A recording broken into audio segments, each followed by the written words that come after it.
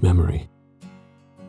Memory can be so strong when you have feelings attached to it, something that echoes in your mind for all eternity. And sometimes you just have fun, and that's good enough. But what happens when that line is crossed? When nostalgia takes hold? Are the things that we remember really as great as they seem? Is it a simple contradiction between what we perceive to be positive or negative? One such instance that needs reevaluating is my experiences with my friend you'll see next. Hello! First off, who are you and what are you doing here? I am Patrick Lelek, Ryan Lelek, and I'm here because I'm leaving soon. So I thought I'd say, hey, screw it, I'm gonna go see Zach. Okay, and how do you know me? I know you from high school. Afterward, we kind of hung out at mutual friends' parties together. Although you're, an avid non-partier, avid wallflower, I'll say, Yes, So- I did sing that song with Jacob Dylan and the Wallflowers. Yeah. Did you? One headlight, yeah. So we hung out more after high school ended. We made YouTube videos. I think we made some videos separately, but then eventually joined forces for good or evil, or neutral, or whatever you'd like to call it. Depending on who you ask, you might say especially evil. Yes. Speaking of which, what projects did we do together? We did the ill-fated Midnight Danger Driving, which never saw the light of day, but has... That's a good pun. Yeah. Other than that project, was there anything else? What else do you remember about that time period? I honestly don't think we did much outside of really Midnight Danger Driving. And maybe we did a zombie movie thing together, which we did make, and it did come out. I don't know where the hell that went. And among these projects, did you have any of your own that was specifically yours? And if so, were they ever completed? Were they put up anywhere? What did you do with them? In hindsight, I should have just written something, and not necessarily just to film it or whatever, but and as I've gotten older and not done anything, I've realized you just need to do shit yourself. One of the projects that we worked on, I think, is a big cornerstone of our whole working relationship. And would you like to talk about that? The one and only Roderick Cooper. Roderick Cooper was the brainchild of us, where and I originally came up with a pre-idea, just listening to Ozzy Osbourne speak, because I think at the time it was, he had a reality TV show, it was the Osbournes or whatever, and then also Russell Brand was on the scene, still acting. So it was just one of those stupid things, and plus we got into, partying and drinking otherwise. So it was just one of those stupid, I can maybe fake a British accent and do a terrible shit job at it, and, get some bloke to help me write songs, and he can do music too, that sort of thing.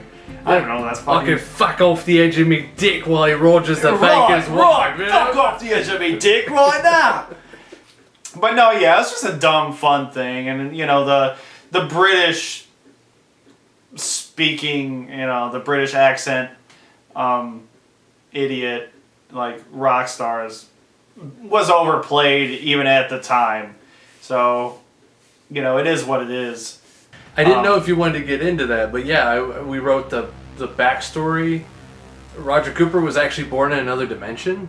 Yeah. With no sound? Yes, with no sound. He was the first human to make sound? Yeah, so he somehow was born in old London, and, the entire planet was without sound for such a long time, even though it's proven that's not true. He was born on May 25th, 1977, when Star Wars came out. In alternate universe London. You did that without my knowledge, but, it was our little baby, and we had just fun writing dumb demo songs, essentially. Just backyard, garage band sort of shit, and eventually we said, hey, let's take this to an actual studio for whatever the fuck reason we did. I think I was in college at the time. And we're like, oh, hey, you know, this could be a thing. And it could have been a thing, but I think we chose the wrong thing at the wrong time. We took it to Thunderclap Studios in Hammond with John Carpenter. That's his fucking name. Yeah. Amazing. And then we just had fun doing it. I think he had a little fun doing something stupid too. Although he did just like taking our money, I think he did have fun. we allowed him to have fun taking our money. Right. We made the experience more enjoyable for him. Yes. And it was awesome to have like your cousin come in and do the drums. He's a fucking amazing drummer. Eddie Ooms. Yep, that's right. It was cool. You know, I learned a lot of stuff about like sound that, you know, I still kind of retain. It was my first actual like real studio experience. Mm-hmm. You know, you kind of gain some knowledge fucking around in GarageBand and stuff, but it's not ever the real thing. And, you know, this was the real deal. And so a lot of what we wrote was very fucking stupid and would be considered outdated and offensive now. Yeah? But not terribly so. I was going to say, I think we tried to be a little bit conscious of that because we didn't do anything that we would question if it seemed too much in one direction or something. And we tried to I'll go with that. So the songwriting process, I just want to say, with you was very fun. Because I felt like it was very 50-50. Because I don't know anything about songwriting. But I know what makes me laugh. You know, and not what makes other people laugh. I don't care. And it was just nice to have like you come in. Like if I was stuck, you would fix it. If you were stuck, I would fix it. And like a writing sense. It was actually collaborative, whereas a lot of songwriting partnerships don't always feel that way, I guess. Mm-hmm. And to your credit, you know, I'll give you shout outs. I could say, hey, you know, make it feel like I'm traveling in a giant beehive trying to steal honey from this mutant queen. Could you make a song sound like I was just abducted by aliens? And then after I was abducted, found out it was actually Jesus Christ and his angels?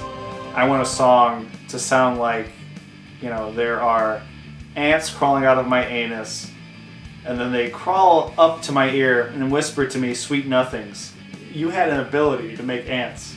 Make it sound like I went to a hot tub full of piranhas, came out, and then retrieved my skin individually in my mind. So like, you know, we got a little vibe going on. I just appreciate your ability to take whatever stupid scenarios that I could come up with, you know, and you can make it sound like exactly that. That's what I love about you in regards to, songwriting in the musical sense. Well, thank you. Much appreciated. Was there anything else that you wanted to add from your perspective, from your experience, what you remember about the whole Roger Cooper thing? So we talked after we did one of the studio things about maybe doing like maybe bar shows or something, which just can't happen really in the Midwest, seriously, because all you're going to get is Leonard Skinner cover bands.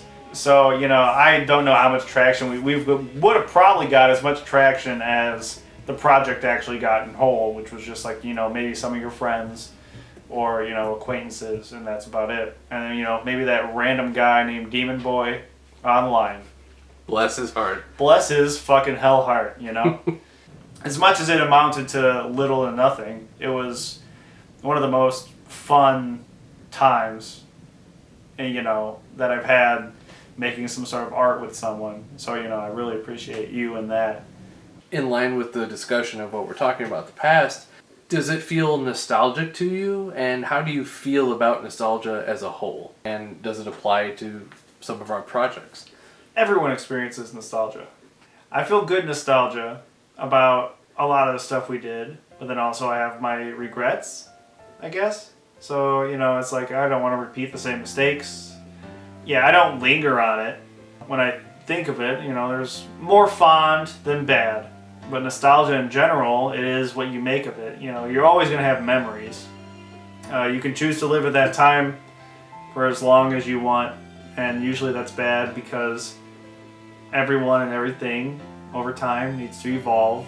Nostalgia aside, would there be any projects immediately in your future that you want to work on? When I was younger, I did always end up going, okay, it's not specifically like this. And I enjoyed collaborating, but then I feel like, I end up stepping on everyone else's toes sometimes. Doing something on my own seems like the best path forward for me at this time. Whether or not I do that is another question. However, if, we want to do like a more pure, I don't know what the fuck that actually means, but like a more pure Roderick Cooper together, I'd be open to that. I feel like if we have a commonality, you and I get bogged down in details. You know? Yeah, of course you know. Because we overanalyze it. Yeah. Especially when it comes to parody characters and nonsensical stories. We sure do focus on it way too much. We sure do focus on how many wings the seaman dragon has. It's like, how many faces has Saratu melted? Right.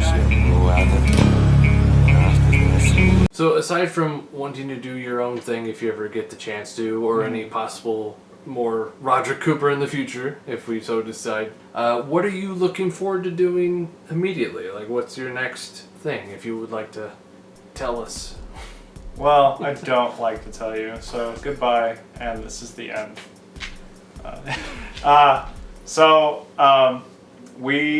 My girlfriend and I are moving out to California soon, which was, somewhat a shot in the dark sort of surprise. I didn't really expect it to go through, and I don't think she did either. We kind of had hopes.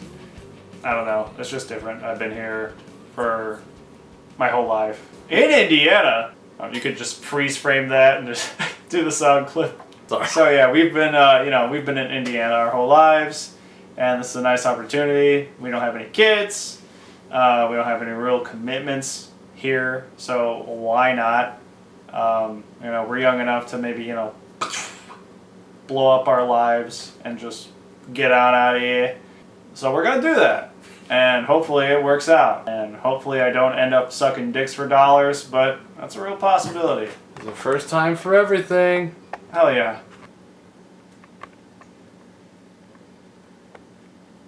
But I am gonna have to make an OnlyFans. And so, even when a path diverges, there's still that link. There's still that core thing inside of us that we can share. Memory. Nostalgia. They can destroy you, but they can also bond you together. And together, you find new strength. Together, you go on. We can always remember where we came from, how we started, the things that led us to where we are now. As my friend said here. I guess it's a class thing. We didn't have just all this disposable income when we were 16. We didn't have that. You're working at a fucking fast food place trying to pay off your car insurance, and that's about as much as you can afford. And maybe for Christmas you can afford a shit-ass camera, and then you're editing it in the most basic video software. So that did play a factor into it. Much like fiction, there are moments when we rise to the occasion, when we have to use everything at our disposal. We make do with what we have. And every day we wake up, we find a new adventure, a new journey worth making. And it's the people around us that help solidify those memories. And that, as cliche as it may be, despite where you come from, where you end up is more important. But just remember, you'll always have something to keep you going when you look back at those memories of those lost days.